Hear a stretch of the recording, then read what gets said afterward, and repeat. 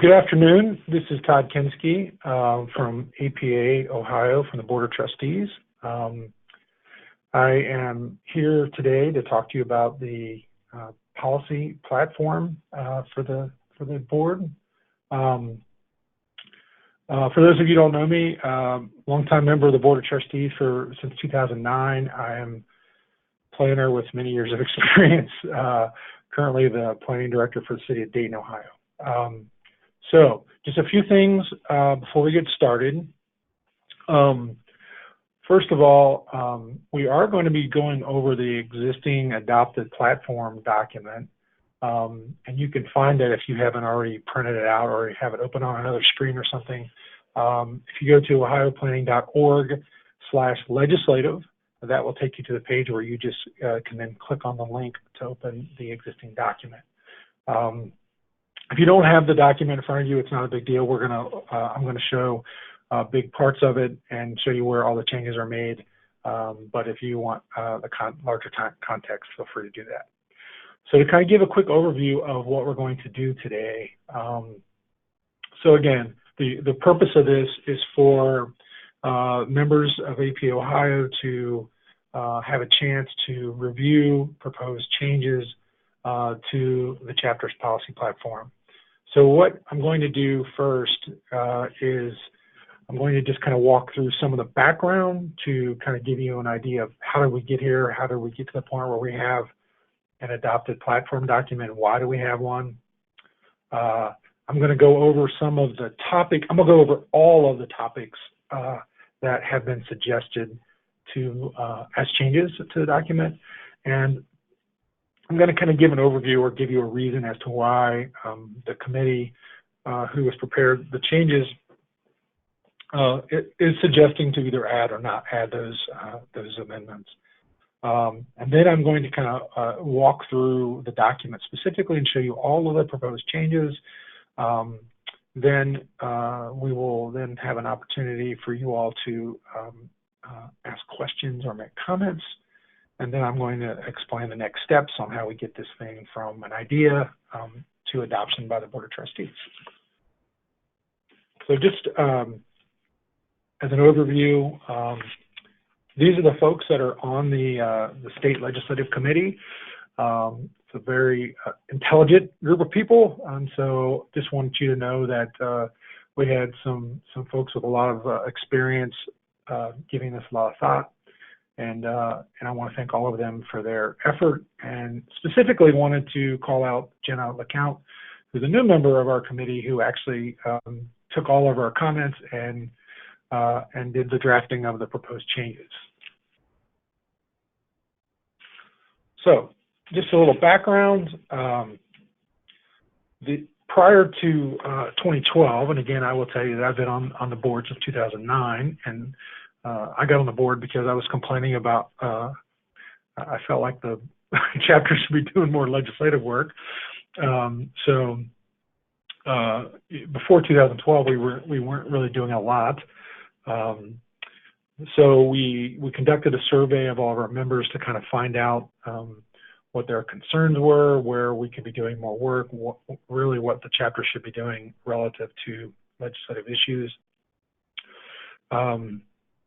We struggled and still to some degree struggle a little bit with judicial cases that come along. The one I list here is the Apple Group versus Granger Township. And I think that was a case that really kind of got us excited and made us realize that we needed to take a bigger step forward in terms of our efforts. And also at this time, there was really a lot of effort that was happening at APA for chapters to do more work. And so we decided as a board that we should do a retreat and kind of wrap our heads around this and figure out what to do. Out of that retreat, one of the things that happened was that we came up with the Because We Plan effort. And I mentioned that mainly because one of the things that we really struggle with as a group is advocacy, and how do we advocate for our members when we have very differing viewpoints and priorities, whether we're a core urban city or we're a township or one of our more agrarian communities, how we come together around, the things that we believe in. So Because We Plan effort was really about trying to emphasize that because of all the good work that we do, our communities, good things happen, and some of the great things in our communities that we all experience wouldn't have happened without our effort as planners. And again, the purpose around that is really to kind of point that out to non-planners, elected officials and politicians, and some of the folks that lead our communities. So, so as a result of that, we have really tried to make this stronger emphasis. And again, I mentioned that the AP National really started to push us a little bit. And so they did a survey of all of the chapters in the nation that are part of APA and basically graded us. And as a result of that, it became clear that we were doing okay as a chapter, but we could do more. And we were there with a lot of great ideas, but we really weren't putting those into action. And so we kind of reached back into our history a few years and pulled out that survey from all of our members. And then we held another retreat so we could find out where the board was. And as a result of that, and as a result of doing some research, I mentioned here that APA Florida has a really good model for adopting a policy platform. A few other states have done it as well. But using that and using all this information that we had already gathered, we pulled together a policy platform document and adopted it. The chapter adopted it in December of 2017. And while I kind of led the effort to get that thing all together, we had several members from the APA Board of Trustees participate, and I'm really proud about us being able to adopt that policy document. And so, the question really is why do we have the document? And I really what it's about informing our members and also informing elected officials that what does the chapter stand for? And we felt that before we could really start taking strong positions on legislative issues or on judicial cases or on local things happening at our community level, that we really need to bring this together to kind of help our members put that in writing. Well, what is this organization about? What do we believe? So that's how we have been using the document. We have had one instance where we have used the document to take a position on a case. So the document is there and it's being used the way we envisioned it. So this is what the document looks like if you've been able to download it or print it in front of you. This is just kind of a snapshot of the first page. Again, there's the link to where you can find the document. But essentially, that first paragraph explains again what I kind of went over really quickly. What's the intent of the document, how to use it, and then it's essentially broken down into topic areas. And we basically lay out, what does the chapter believe as it relates to, in this case, what you see here is affordable housing, brownfields. So it's not a long document. I think in this form, it's like 3 or 4 pages. So kind of to just go over what I've already mentioned. It clearly states what we believe in. It can be used to respond to legislative challenges, respond to judicial decisions, and then help you formulate responses to local issues. Okay, so what is currently in the document? Here's a list of the topics. As you might imagine, it was pretty difficult for us to whittle down into one document what we believe in. We had a list longer than this that we started with, but after a lot of discussion and in some cases kind of melding different topics together, and sometimes there were things that were really close to being the same, and so we made some decisions, and this is where we ended up. And these are all the topics that are currently covered in the existing document. So here I have the list of two sets of topics. On the left, the longer list were items that were originally suggested when we created the first list or the first policy document in 2017, and these are things that we left out. And I will kind of walk through quickly why we chose to include or not include. I'm sorry, in this case, chose not to include any of these. I apologize. And then on the right, back in October of last year at the Cleveland State Conference held in Cleveland, we held a session with a pretty good turnout, and these were 4 additional topic areas that were brought forward by members who attended. So what happened following that is our committee went back and poured over all of these, and then we looked at the existing document to see are the things that need to be improved, strengthened, do we need to add topics, or do we want to go back and are any of these things that were in that first list that we chose not to include, now do we feel differently about it? So just to kind of give you an idea of first of all, what the changes are and kind of how we made our decisions. So just to kind of give a quick overview here, we didn't make a lot of changes to the document. So this makes this process should be a little bit easier if we were making wholesale changes that you might have more comments at the end. But so what we did was we reorganized the topics into 3 areas just to make the document more readable. We're not married to that idea. If folks feel strongly that we should put it back into just straight alphabetical order, we're happy to do that.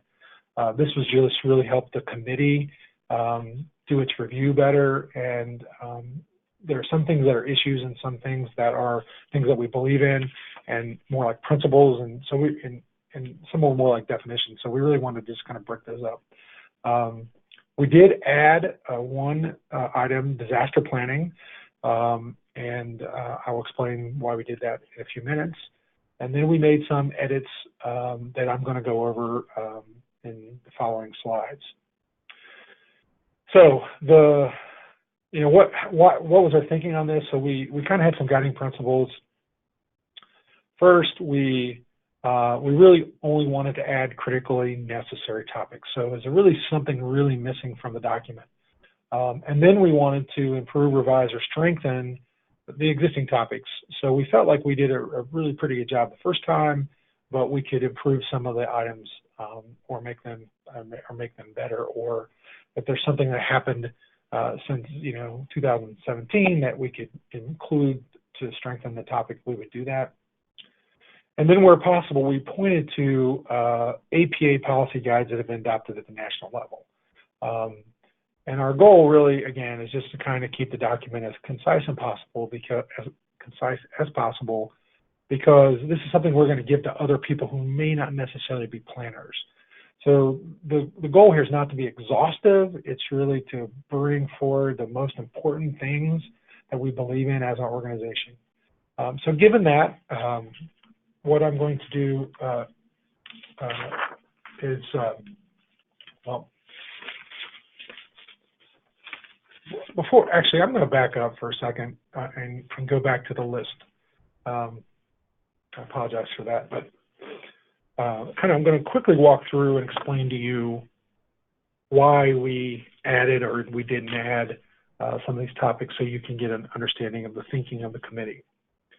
So for annexation, and the vast majority of these we chose not to include, but I'm going to give you an explanation for why.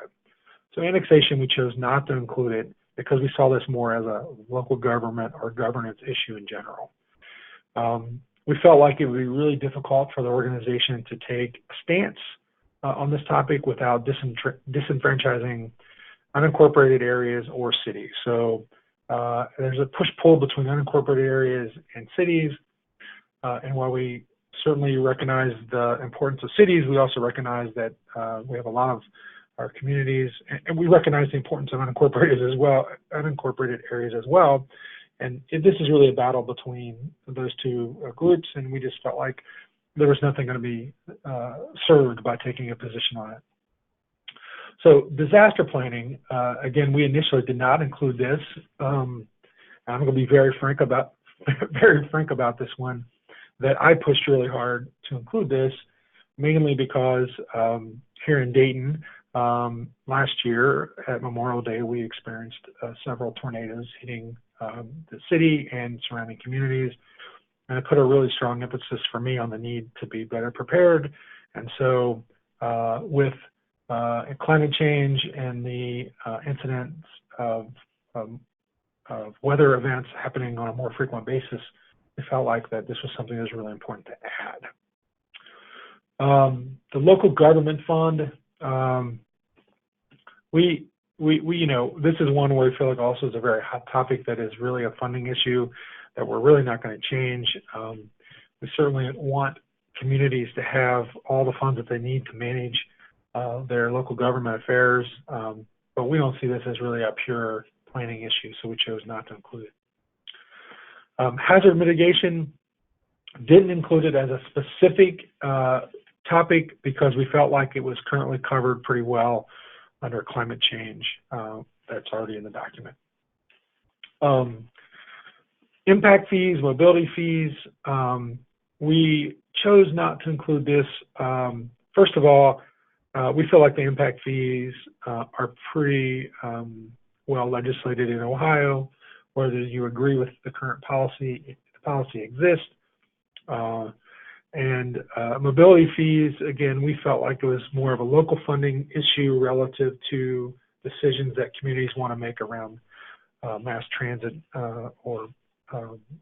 mass transit. So again, we felt like, while we certainly support those kinds of things, we didn't feel like it really was something that was a shared issue across the state.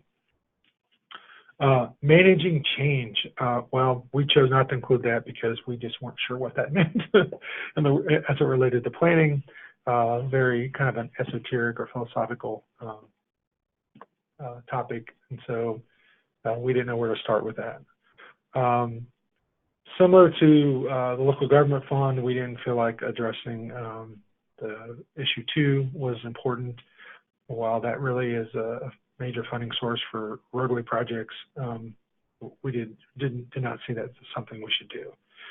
Schools, we felt like that was just too broad. Of course, there are certain things that we feel about that we can all agree on about walkability and not putting schools in a cornfield and those kinds of things. But the school issue, there's so many things about it that we just felt like it would really be hard for us to wrap our hands around that. Sound planning also fell into that too broad, what does it mean category. Takings or eminent domain, we felt like this is also a lightning rod topic, but given the recent, there's a recent case to limit eminent domain for hike and bike trails, we decided that this is something that we need to look at more closely, and so we have agreed as a committee to kind of visit that in the future. So with the next update of the document, we could potentially include that. Okay, switching to the items that were identified in Cleveland. We chose to largely, with autonomous vehicles, shared mobility, and accessibility, all of those to include in the document. But for autonomous vehicles and shared mobility, we chose to add those, address those in some way under the transportation planning topic, because we felt like that was the best place for it. again, we're making broad comments about these topics, so we felt like that was the best place to do that. It was very specific items that we didn't think it was the best way to add them. We did not include transit specifically because, again, we felt like that was also covered by the transportation definition. Okay, that said, now I'm going to jump over to different segments of the document and kind of going from beginning to end. I want to apologize right now in advance because we reformatted the document so that it's not in columns as when we were doing our work. So this may be a little bit confusing, but essentially all of the things that are highlighted in yellow are things that we added. So the first page, essentially what we did is we broke the definitions of the topics down into three areas. We identified those as types of planning, planning principles, and planning issues.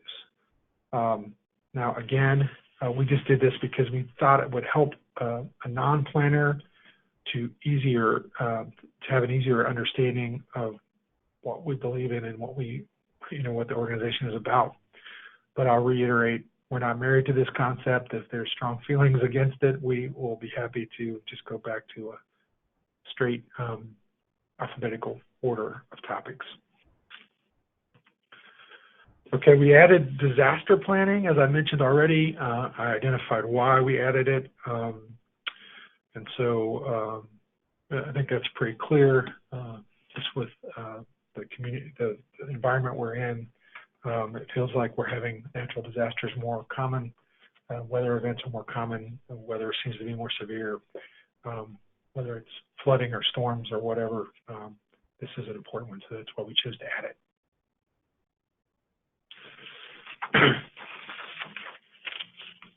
Infrastructure planning. We chose to add an additional bullet in this area.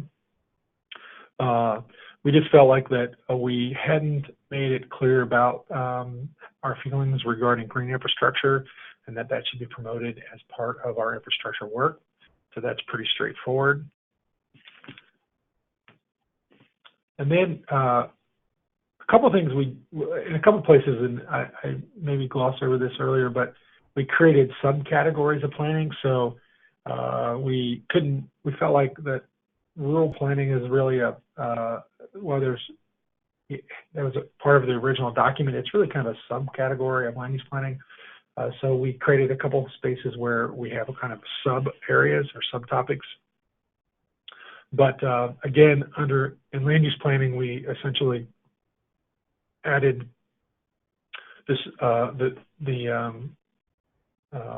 note about coordinating with our transportation improvements being coordinated with the environment. Land use. Pardon me. That land use plans should be coordinated with not only transportation improvements but also with the environment. Just those are some things we missed when we initially wrote this document. And then in the rural planning area, the changes we made here really focused on the notion of recognizing that we need to have some food security and that climate change impacts that, and then also the need to really protect the agricultural resources that we have in our state, really relative to this whole notion of food security. So in transportation planning, this is where we covered some of this automation, shared mobility, and so we added this sentence. It tries to capture a lot in one or two sentences, but I feel like we addressed the questions or the comments that were raised in Cleveland relative to the changing issues within, changing technologies within the transportation field.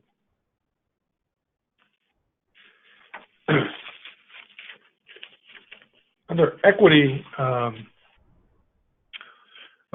we chose, there were some issues that were brought up about equity along the way in our discussions with our committee. There is a new APA guide on planning for equity, and so we chose to amend this definition to address that, and to some regard to address the issue of acknowledging that redevelopment sometimes can result in displacement. So just while we didn't add gentrification as a topic, we felt like it was important to just raise that as something that planners need to be cognizant of and be aware of and address in the work that we do. One change I didn't put on here for review was healthy communities. That referred to, within the body of that topic, it referred to a draft Healthy Communities Policy Guide that APA nationally adopted. And since it was no longer a draft document, I just removed the word draft. I didn't feel like it was critical to put that on here to show you that. I removed the word draft. Under intergovernmental and regional coordination, we felt like it was important to talk about the need for regions to coordinate better to protect natural resources, water, forest, habitat, things like that. That was not something that was specifically mentioned by any group, but we felt like it was important to add.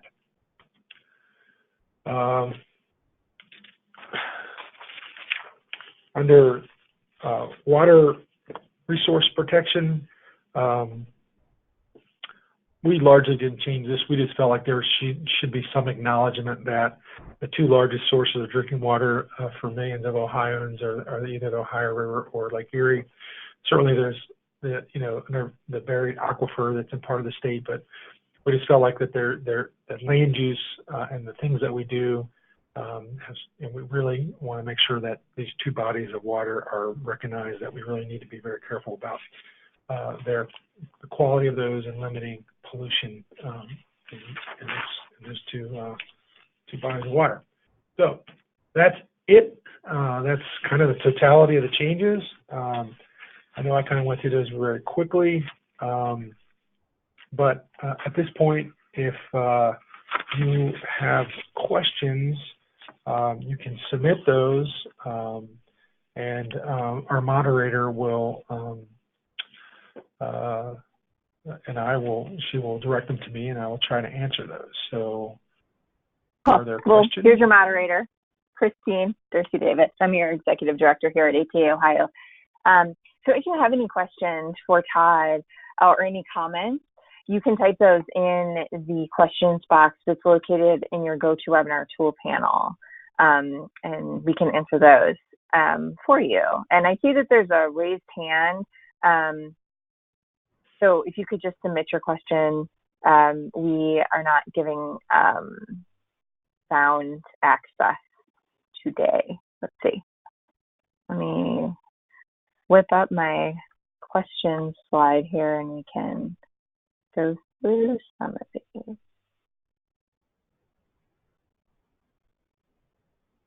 Okay, this is a good question. And actually, we just had a conversation about this at our last board meeting in December. We had, well, okay, let me give you the question first. To what degree does APA Ohio advocate at the State House to change or create laws that align with what you just laid out?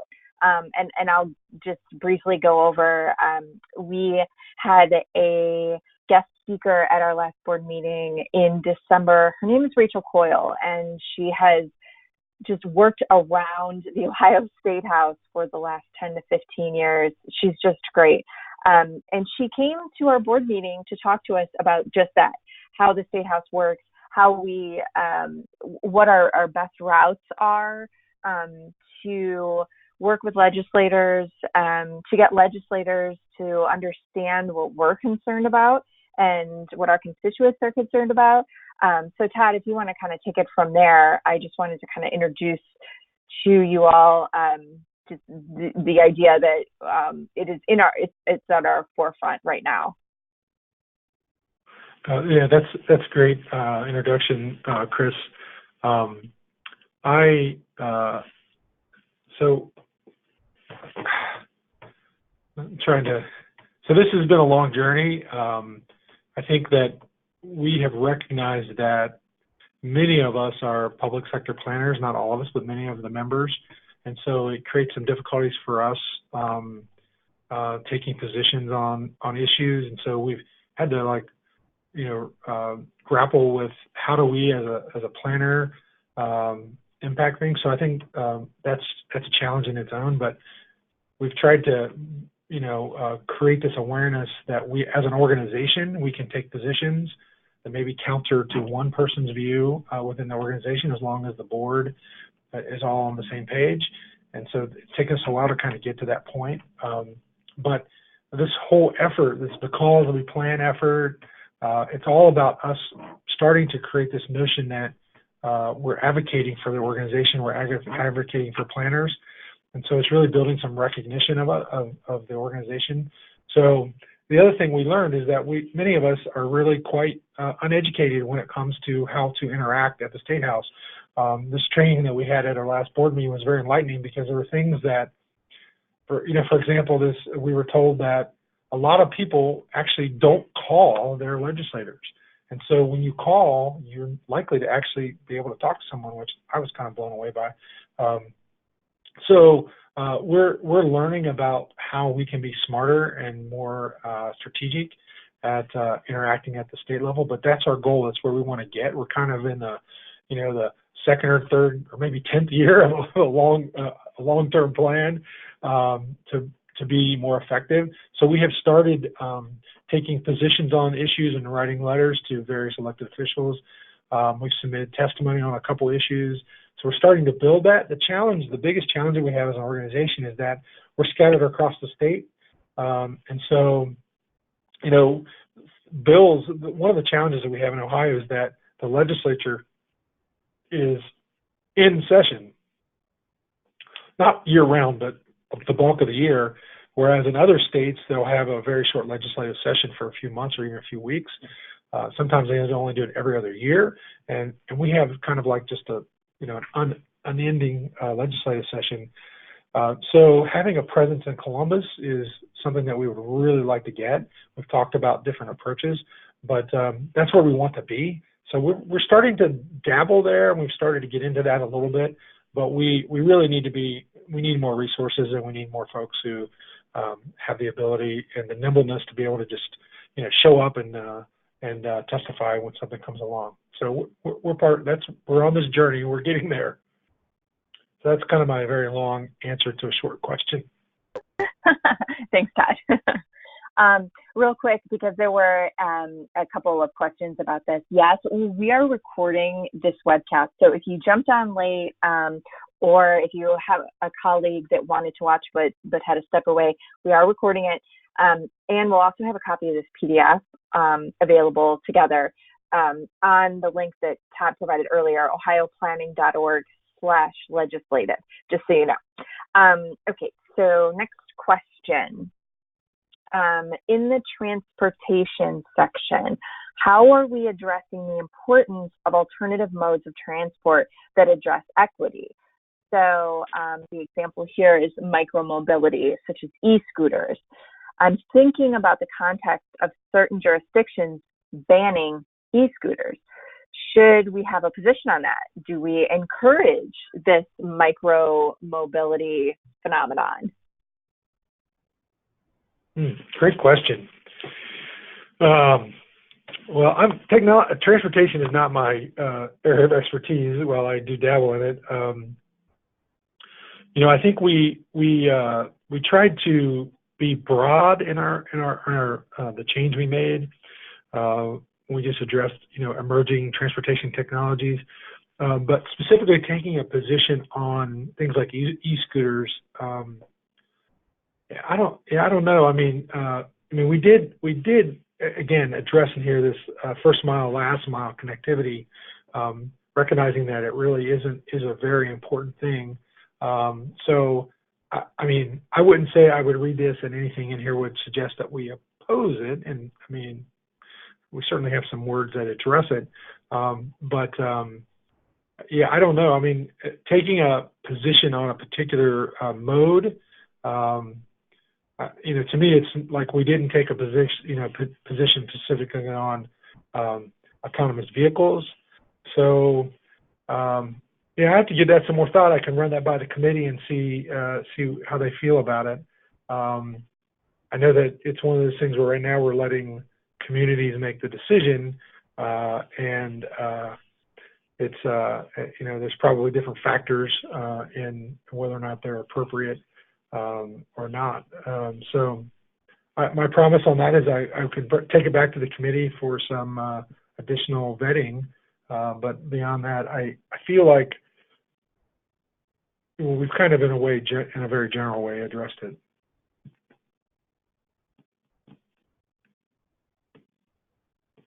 Okay, thank you.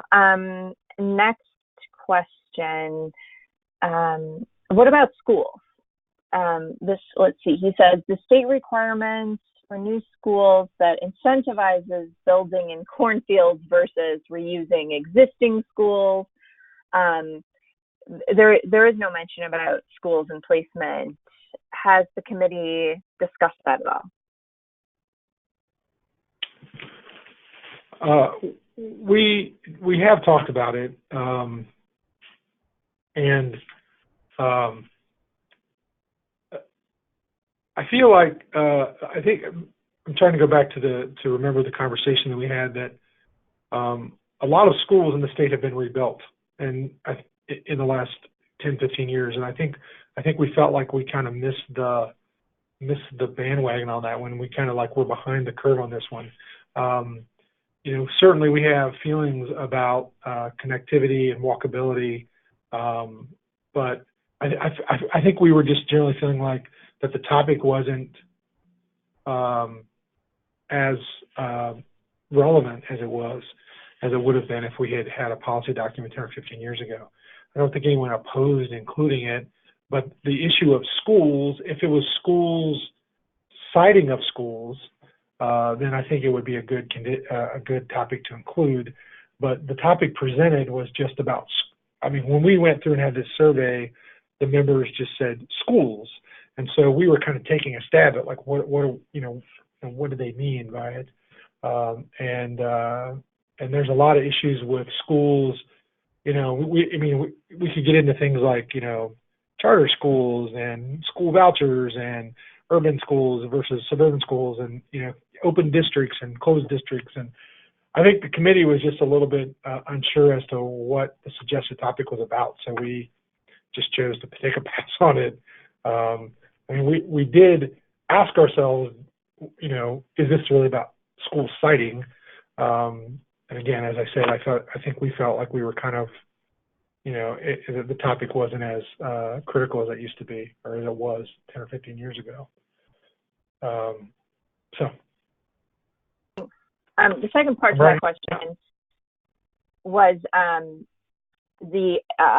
taking a position on historic preservation. Can you speak to that?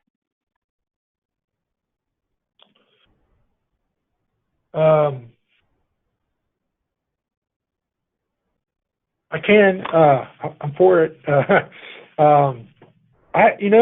The topic was not presented to my recollection, so the committee hasn't discussed it. So we can certainly consider it. I don't know why that couldn't be something we can include as a topic. Hi, thanks for calling Target Red Card.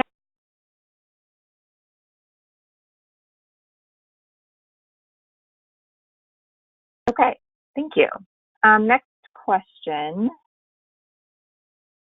Let's see. I know we have a position on the importance of the comprehensive plan. So are there any upcoming opportunities to advocate for this?